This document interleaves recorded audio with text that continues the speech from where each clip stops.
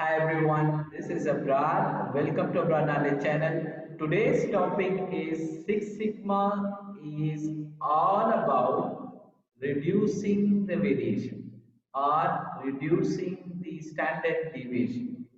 So in this case, I picked up a process called elephant process and giraffe process. I'm going to explain through these two examples, an elephant and giraffe. Which is better, you will be able to gauge it at the end of this video. And also you know very well that in Six Sigma is all about the bell curve. The thinner bell curve, you have the sharp value you will have. When you have a sharp value, the standard deviation is very smaller or narrower. When the standard deviation is narrower, the chances, the probability of having defective or defects are very minimal. Let's talk about that. So in this case, I picked up a elephant process. So first, let's understand the terminologies used in this. The first terminology used is a specification width. In other words, called SW. So SW is being supplied by the customer. For example, if your mu value or the target is called mu is 30 and the tolerance is 10. So that means 30, if you add up to 10, that means you will get 40, and 30 minus 10 is 20. So that means we are talking about USL. The word S is there. So upper specification limit minus lower specification limit. The range we are talking about is 20. Okay, and that 20 I'm dividing by standard 6 standard deviation. So that means each standard deviation is 3.3. That is one terminology you shall know. Another terminology is called process width, called PW. Process width comes from the process grand average, process average. That means it is coming from the actual machineries or actual values or actual variables. So in this case, it is pretty much same. 40 minus 20 is 20. So in this case, there are two words is being the center line is called two word. Is called mu if it is supplied by the customer. X bar if it comes from the process.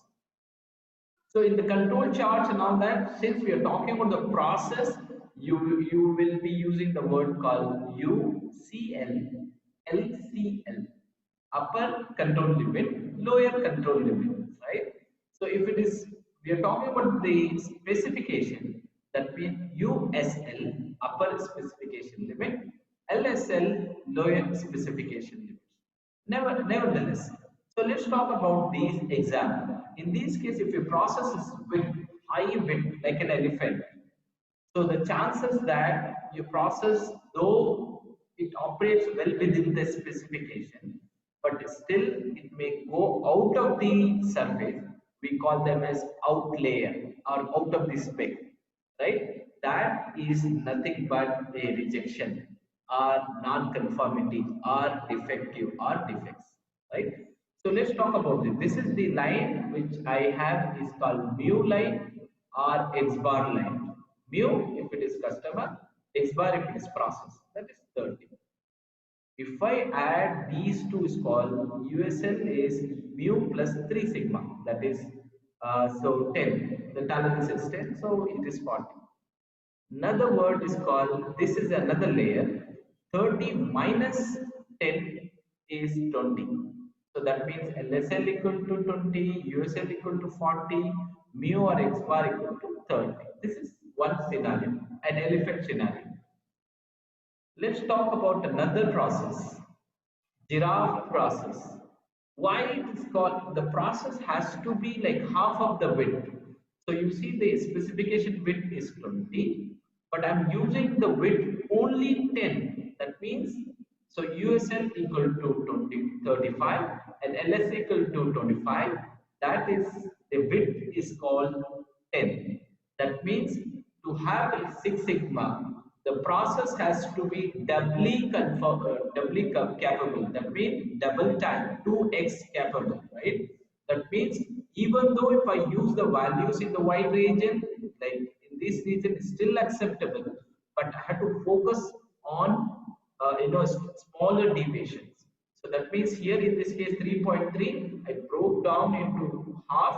That means like almost like 12 sigma I have added. So if I operate only at 6 sigma, that is sigma into 1.66, that means my process will have a very less chances of having defective or defects.